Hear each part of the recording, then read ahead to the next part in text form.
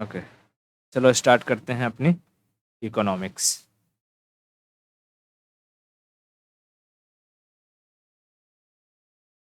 Economics economics में हमने nominal GDP और real GDP and GDP deflector ये सब के बारे में पढ़ लिया था। थोड़ा सा मैं कुछ डेटा दे रहा हूँ और मुझे बताना कि कौन सा नॉमिनल जीडीपी रहेगा, कितना होगा और कितना रियल जीडीपी रहेगा। ठीक है। हाँ, मैं जैसे कि ये मैं ईयर लिख देता हूँ। ईयर 2020, 2021, 2022। ठीक है। और मैं यहाँ प्रोडक्शन लिख देता हूँ। प्रोडक्शन मान ले यहाँ पर हुआ है 200, यहाँ पे हुआ है 400, यहाँ पे हुआ है 100। और यहाँ प्राइस लिख देता हूँ। प्राइस तो एक पीस की है 5, एक की है 10 या एक की है यहाँ 20 है। ठीक है। अब मुझे बताना है यहाँ पर जीडीपी बता, नॉमिनल नॉमिनल और यहाँ पर जीडीपी बता, रियल। ठीक है। मैं जिस साल का पूछूंगा उस साल का बताना। और मैं एक तुझे किस चीज़ की रिक्वायरमेंट रहेगी वो मुझसे पूछना, मैं वो लिख दूंगा। ठीक है। बता 2021 की नॉमिनल जीडीपी कितनी होगी। 2021 की नॉमिनल जीडीपी 4000। 2020 की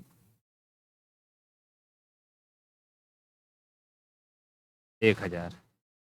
और 2022 की 2000। अब तू मुझे 2021 की रियल जीडीपी निकाल के बता। हाँ। ओके। बेस ईयर है 2011। और क्या चाहिए तुझे। अरे 11 12 चल ठीक है ना, बेस ईयर मिल गया तुझे। Okay, good. उसका प्राइस है 10 रुपये।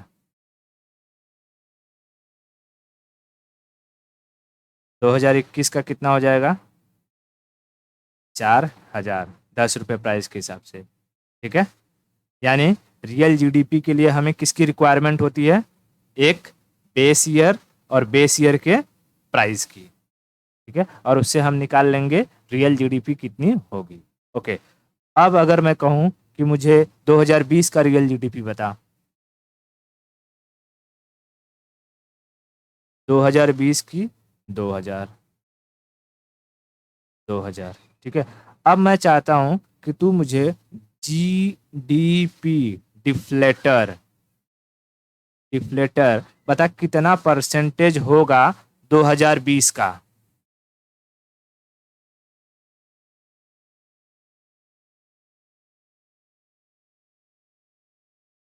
कैसे निकालूंगा। Nominal upon real. ठीक है। नॉमिनल अपॉन रियल इंटू 100 करूँ। अगर नहीं करूँगा तो परसेंटेज लिख दूंगा तो उसका मतलब वही हो जाएगा ना। हाँ। तो नॉमिनल कितना है 2020 का, 1000। 1000। और रियल है 2000। यहाँ से यहाँ कैंसिल 1/2। यानी कि हमारा जो जीडीपी डिफ्लेक्टर है 2020 का वो कितना आ गया, 50%। बात समझ में आई। यानी कि अगर हम अगर हम बेस ईयर के टाइम 2011 में देख लें तो 2011 का अगर हमें प्रोडक्ट कितना है वो पता चल जाए। ठीक है, क्योंकि प्राइस तो पता ही है।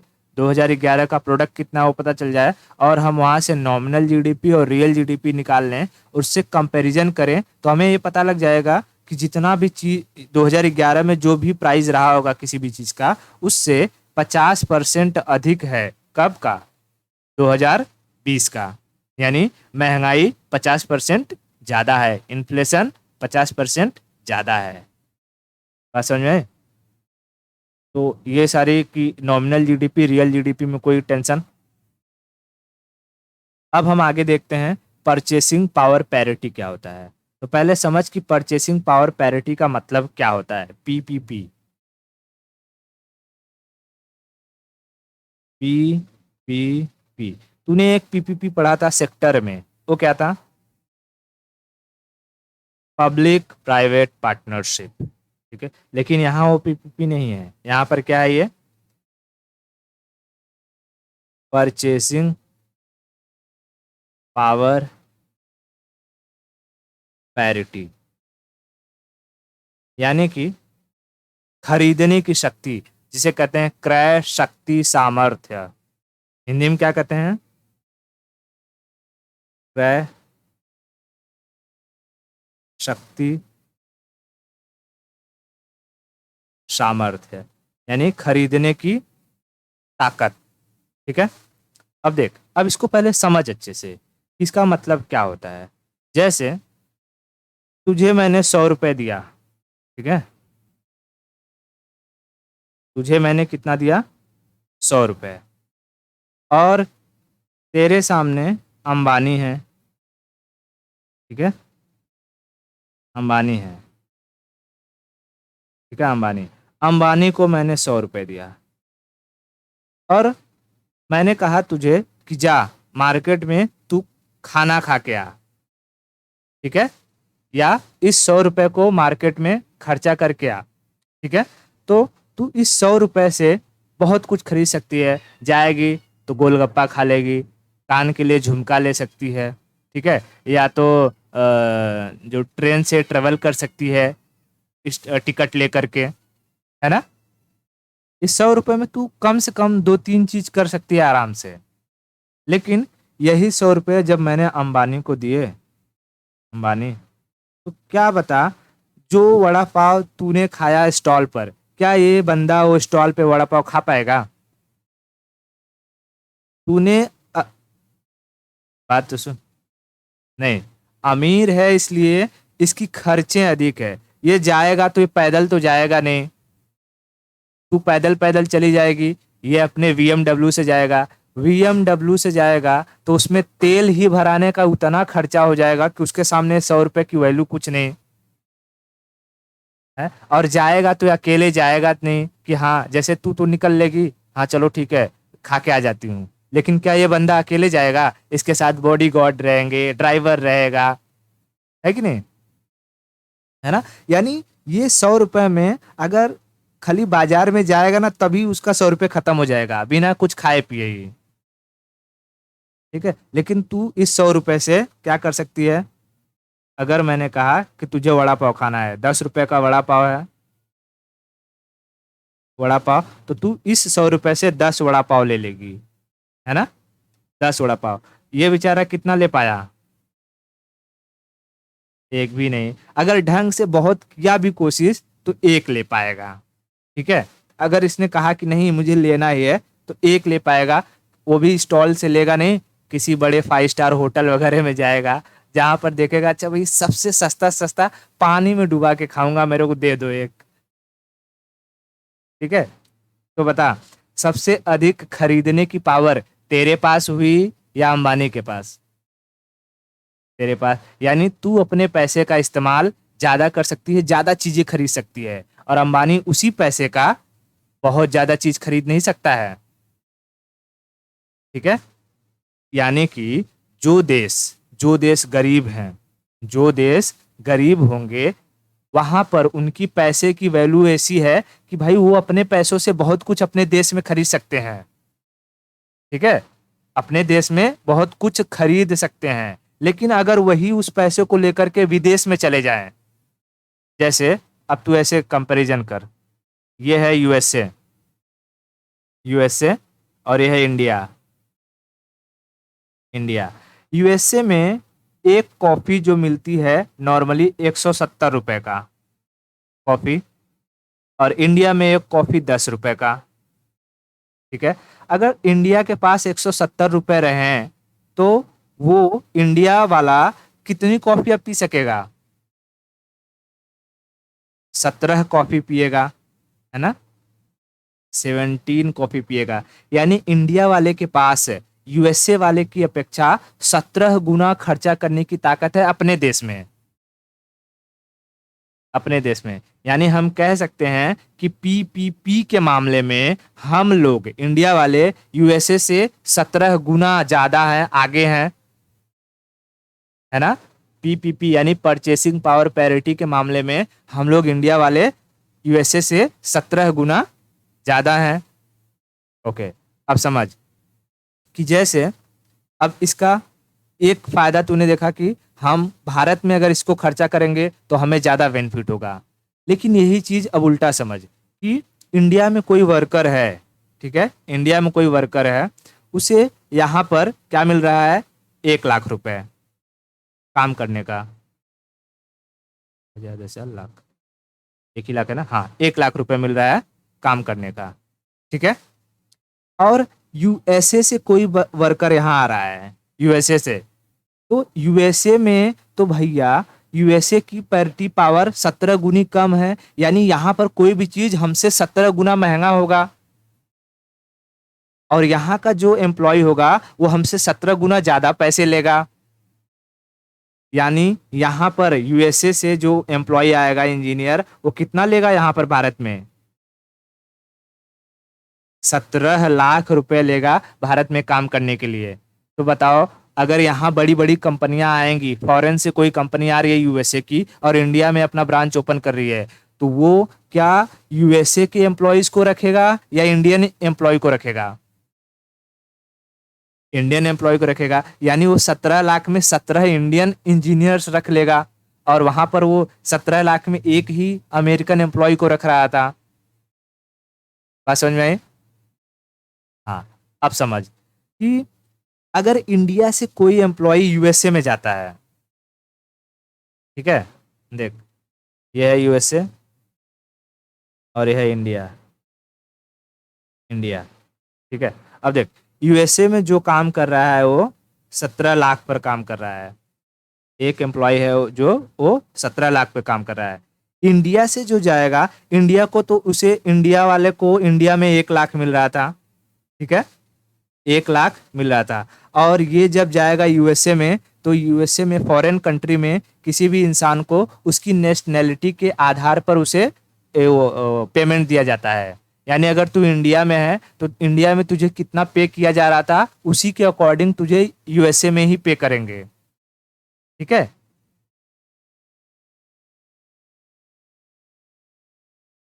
क्यों 17 लाख मिलेगा, यूएसए का वो आदमी है क्या, वो तो भारत का है ना। हाँ तो सुन, तो उधर भी उसको क्या मिलेगा, 1 लाख ही मिलेगा, ठीक है, 1 लाख उधर भी मिलेगा। अब वहां की जो कंपनी होंगी, यूएसए की कंपनी, वो लोग क्या सोचेंगी, इंडिया से ऐसे ही अच्छे अच्छे इंजीनियर आए, और वो लोग क्या करेंगे, अपने जो मेन मेन रहेंगे यूएसए की, जैसे सीईओ वगैरह हो गए, वो यूएसए को बना देंगे, और जो इंजीनियर्स रहेंगे बड़े बड़े पोस्ट को संभालने वाले, वो किसे रख देंगे, इंडियंस को। सबको 1 1 लाख रुपए दे करके, जहां एक आदमी यूएसए वालों को 17 लाख दे रहा था, वहां 17 इंजीनियरों को दे देगा वो 17 लाख, वो इंडियंस है। समझ में आया? तो अब उससे क्या होगा कि जितने इंडियंस रहेंगे वो यूएसए की कंपनियों को कैप्चर कर लेंगे, मतलब इंडियंस का बोलबाला हो जाएगा पूरे यूएसए की कंपनियों में। तो उससे जो यूएसए के सिटीजन्स रहेंगे वो जलेंगे कि नहीं जलेंगे, बहुत जलते हैं वो लोग यूएसए वाले। इसीलिए डोनाल्ड ट्रंप ने वर्किंग वीजा बंद कर दिया था। बीच में देखा नहीं था कि वर्किंग वीजा के बेसिस पर कोई वहां पे यूएसए में नहीं जा पाएगा, ठीक है। अब देख, ये सोचते हैं कि यहाँ पर यूएसए का कोई अगर एम्प्लॉय रहेगा, उसको लगेगा बहुत काम, मतलब ये लोग दे रहे हैं, उसके कंपनी वाले, और यहाँ इंडिया वाले को 1 लाख रुपए मिल रहा है, वो तो आराम से काम करेगा, क्योंकि इंडिया में भी वो काम करता था। यूएसए में ज़्यादा फैसिलिटीज़ हैं, एसी है, बढ़िया कंडीशन है, वहाँ पर बोलेगा कि काम है अच्छे से करो, वहाँ काम कर लेगा अच्छे से इंडिया वाला, ठीक है। अब इंडिया वाला दिमाग लगाएगा कि अच्छा, ये जो यूएसए वाले को 17 लाख मिल रहा है, मुझे भी किसी तरीके से मिलने लगे, वो क्या करेगा, वहां की नेशनैलिटी उसे चाहिए रहेगी, फिर वहां से वो कर लेगा शादी, ठीक है।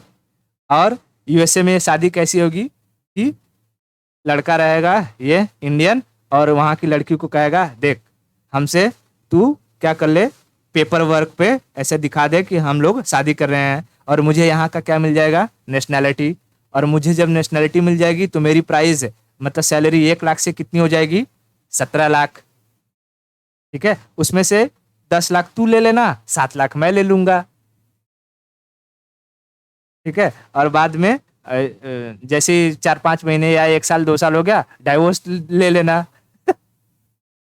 उसको ग्रीन कार्ड मिल गया इंडिया वाले को, और इसकी आमदनी भी हो गई। बरोबर, तो ये ऐसे यूएसए में बहुत चलता है। ठीक है, इसलिए जो कनाडा होते हैं, कनाडा वाले तुझे यहाँ पंजाब वाले देखने को मिलते हैं, पंजाबी, वो कनाडा भागते हैं। यहाँ से उन्हें पहले जाते हैं, वहाँ काम करते हैं 1 लाख रुपए 1.5 लाख रुपए पे, फिर वहीं सेटल हो जाते हैं, ग्रीन कार्ड लेते हैं, और डायरेक्ट पैसा डबल डबल ट्रिपल चौपल हो जाता है। ठीक है, तो इसमें अगर जैसे कि ये मान ले लड़की कही कि नहीं मेरे को जो कि ये 7 लाख नहीं 10 लाख चाहिए, बोले कि तू ले ले 10 लाख, जहां मुझे 1 लाख मिल रहा था कम से कम 7 लाख तो मिलेगा, है कि नहीं, तो भी फायदे में है वो, है ना। और वहां से पैसा कमा करके यूएसए से वो कहाँ भेजेगा, इंडिया में, और इंडिया का इकोनॉमी बढ़ेगा, जीडीपी बढ़ेगा, फायदा ही फायदा। समझ में आया। तो तुझे ये समझ में आया कि परचेसिंग पावर पैरिटी क्या होता है। ये अगर हम अपने देश में किसी चीज को खर्चा करने चाहें तो उस पैसों से बहुत अधिक खर्चा कर सकते हैं। हमारी परचेसिंग पावर पैरिटी बहुत अधिक है एज कंपेयर टू किससे, यूएसए। ठीक है, तो ऐसे ही जैसे मैंने बताया ये कॉफी वाला में 17 गुना हो गया, लेकिन ऐसे ही कपड़े होगा, कपड़े के मामले में हो सकता है कि 8 गुना या 10 गुना ज्यादा हो हम। ठीक है, और कुछ कुछ चीजें हैं जो सेम हो सकती हैं, पानी वगैरह के मामले में चीजें जैसे जितने का पानी वहां मिलता है वहां इतना भी पानी यहाँ पर भी मिल जाए। ठीक है, तो कुछ कुछ चीजें सेम भी हो सकती हैं, कुछ ज्यादा भी हो सकती हैं, और कुछ कम भी हो सकती हैं।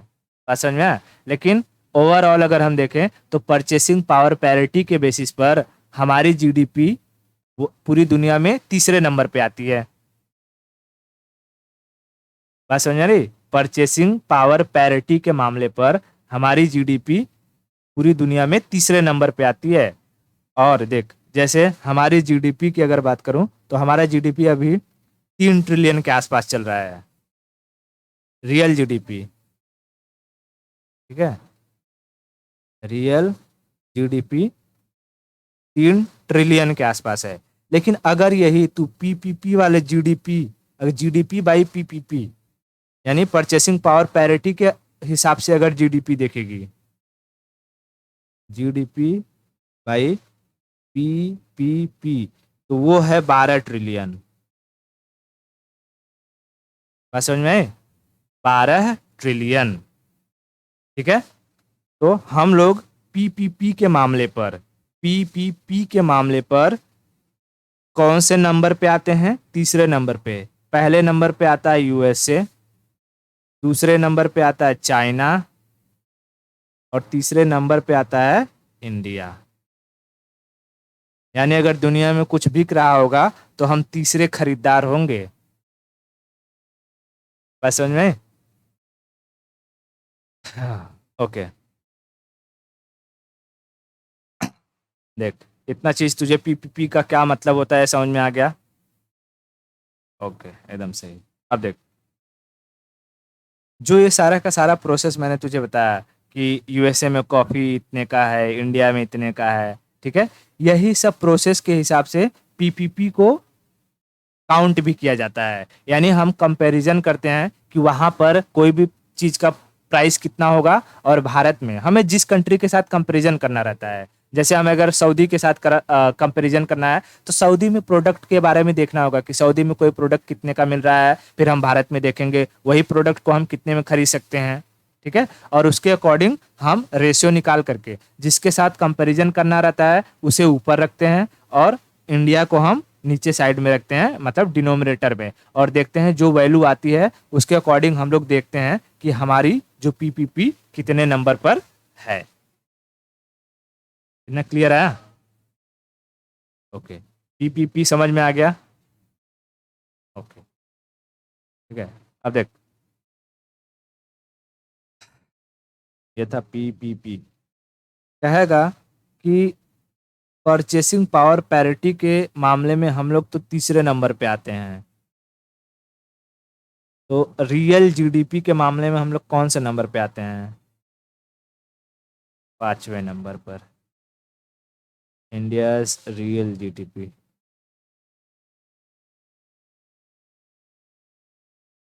इंडियाज रैंक कहाँ पर? पहले हम लिख लेते हैं रियल जीडीपी, और दूसरा हम लिख लेते हैं GDP by PPP, purchasing power parity. ठीक है, रियल जीडीपी के मामले पे नंबर 1 पर कौन आता है? तो यूएसए। क्यों? क्योंकि यूएसए में तू देखेगी जितनी भी बड़ी बड़ी कंपनियां हैं, देख जीडीपी किस चीज को रिप्रेजेंट करता है? प्रोडक्शन को। यानी जिस कंट्री में जितना अधिक प्रोडक्शन होता होगा, उस कंट्री की जीडीपी उतनी अधिक होगी।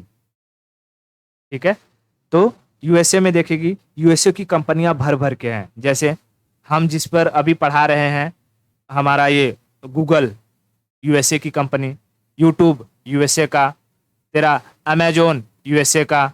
ठीक है, बड़ी बड़ी जो माइक्रोसॉफ्ट की कंपनियां यूएसए की, एप्पल यूएसए की, इन सब का टर्नओवर बिलियंस में जाता है, बिलियंस में, है ना। ऊपर से उधर बैठा है एलन मस्क अकेले, जो कि दुनिया का जो कभी पहला इंसान रिचेस्ट पर्सन हो जाता है तो कभी दूसरा हो जाता है ना। तो सबसे अधिक प्रोडक्शन कहाँ होता है? यूएसए में, इसलिए यूएसए का जीडीपी सबसे अधिक है। ठीक है, उसके बाद आती है चाइना। चाइना में भी क्या था कि चाइना में पहले प्रोडक्शन उतना नहीं होता था। ठीक है, चाइना चाइना ने ना देखा कि हमारे यहाँ प्रोडक्शन में किस चीज की कमी हो रही है। तुझे पता है प्रोडक्शन के 4 फैक्टर होते हैं। एक, क्या क्या? लैंड, दूसरा लेबर, तीसरा मनी, और चौथा एंटरप्रेन्योर। एंटरप्रेन्योर, ठीक है। चाइना ने देखा जमीन जमीन की तो हमारे यहाँ कोई कमी नहीं है।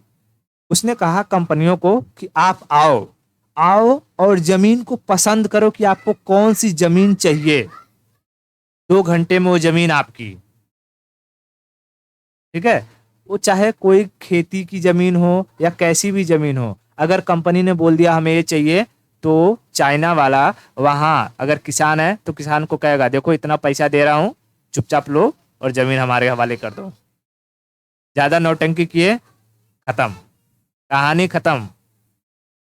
ठीक है, तो उसने जब किसी भी कंपनी को जमीन खरीदने में कोई दिक्कत नहीं होगी तो कंपनियां आएंगी धड़ल्ले से अपना जो कि फैक्ट्री लगाएंगी। फैक्ट्री लगाए, उसके बाद उसने देखा लेबर। उसने कहा कि आप लेबर की चिंता मत कीजिए। चाइना ने कहा हमारे यहाँ जिस रेट पर आप कहेंगे आपको लेबर प्रोवाइड किया जाएगा, सबसे चीप रेट में, और वो भी ए ग्रेड का लेबर, एकदम स्किल्ड। अगर किसी को मोबाइल फोन बनाना आता है तो वो सिर्फ मोबाइल फोन बनाने में ही माहिर है। कोई पेंट मारता है तो वो बेहतरीन तरीके से पेंट मारता है। कोई एक खीला ठोकता है तो बेहतरीन तरीके से खीला ठोकता है। और अगर कोई भी लेबर है, उसने कहा अगर उस मतलब कि आपको उससे शिकायत है, आप तुरंत बताओ, उसे हम तुरंत फायर कर देंगे, दूसरा लेबर भेजेंगे। दूसरे लेबर को तब तक काम करवाओ जब तक कि पहले लेबर की भरपाई नहीं हो जाती है। ठीक है, यानी उसने लेबर को एकदम स्ट्रिक्ट रखा, कंपनियों को लेबर की कोई कमी नहीं होने दी। तो बताओ कंपनी खुश रहेंगी कि नहीं रहेंगी? देश विदेश से कंपनियां उठकर आ गई चाइना में और वहां प्रोडक्शन स्टार्ट करी। फिर चाइना ने देखा कि पैसे चाहिए रहती हैं कंपनियों को, बोला टेंशन नहीं, हम पैसा देंगे आपको। उसने पैसा प्रोवाइड करवाया, यानी इंटरप्रेन्योर कौन बन गया? चाइना खुद बन गया। पैसा प्रोवाइड करा करके, ठीक है। अब जब वो पैसा प्रोवाइड कराया, लैंड प्रोवाइड कराया, लेबर प्रोवाइड कराया, तो वहां प्रोडक्शन बढ़ेगा कि नहीं बढ़ेगा? उसने धड़ल्ले से पूरे देखा कि आसपास पड़ोस के जो देश हैं उनमें क्या क्या चीजों की कमी है, किस किस चीजों की मांग है, उन सब चीजों को डंप करते गया चीप रेट पर। पहले उसने अपनी क्वालिटी पर ध्यान नहीं दिया, पहले उसने देखा कि पहले मार्केट कैप्चर करना जरूरी है। भारत में जब लोग मोबाइल के सपने देख रहे थे, तब चाइना अलग अलग ब्रांड से मोबाइल दे रहा था, कभी MI, तो कभी Xiaomi, तो कभी Xiaomi। अलग अलग कंपनियों के तूने मोबाइल सुने होंगे, सबसे पहले चाइनीज फोन हुए आए थे, वो भी सस्ते रेट पर है एकदम, है ना। उसने सब चीजों को एकदम अच्छे से पूरे मार्केट को कैप्चर किया, और उसके बाद अपने जो प्रोडक्शन की क्वालिटी है उसको बढ़ाने लगा। नहीं तो पहले चाइनीज कंपनी, चाइनीज फोन या चाइनीज कोई भी प्रोडक्ट कब तक चलेगा उसका कोई भरोसा नहीं रहता था। लेकिन अब धीरे धीरे उसने इम्प्रूवमेंट किया, ठीक है। तो USA के बाद दूसरे नंबर पर कौन आ गई? चाइना। बात समझ में आया? चाइना, ठीक है। क्योंकि USA का साथ मिला था, तो जापान भी, जापान में भी टेक्नोलॉजी की कोई कमी नहीं थी, तीसरे नंबर पर। फिर चौथे नंबर पर आ गया जर्मनी, जर्मनी। और फिर हम आते हैं रियल GDP के मामले में, इंडिया। इंडिया इंडिया की रियल GDP कितने हैं? 3 ट्रिलियन के आसपास, 3 ट्रिलियन के आसपास, ठीक है। और वहीं अगर हम परचेसिंग पावर पैरिटी की बात करते हैं, तो परचेसिंग पावर पैरिटी के मामले पर जो है नंबर 1 पर USA, नंबर 2 पर चाइना, और नंबर 3 पर इंडिया। और परचेसिंग पावर पैरिटी के अकॉर्डिंग हमारी अगर GDP देखा जाएगा तो कितना होगा? 12 ट्रिलियन। क्लियर है इतना? अच्छा, अब मैं एक सवाल पूछ रहा हूँ, उसका आंसर देना। मैंने 1 किलो गेहूं उगाया, ठीक है। 1 किलो गेहूं, ये 20 रुपए पर केजी था। फिर मैंने इसको आटा पिसवाया, फ्लोर, ठीक है। ये हो गया 30 रुपए पर केजी। इस आटे से मैंने बिस्किट बनवा दिया, बिस्किट, और ये हो गया 300 रुपए पर केजी। अब बता, GDP में किससे शामिल किया जाएगा? 1 नंबर, 2 नंबर, या 3 नंबर?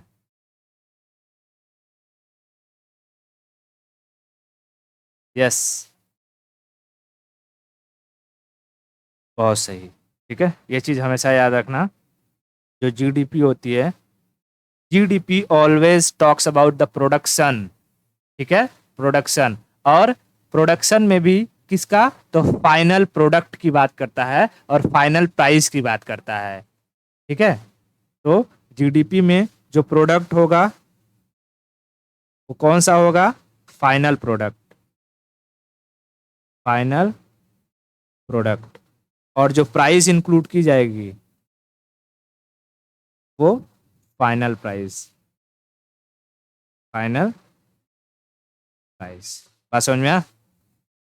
ये चीज हमेशा याद रखना, ये स्टेटमेंट वाइज बना करके क्वेश्चन देगा, ठीक है।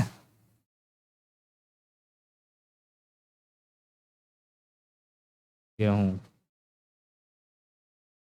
आटा,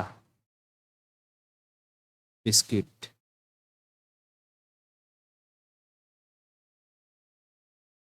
ठीक।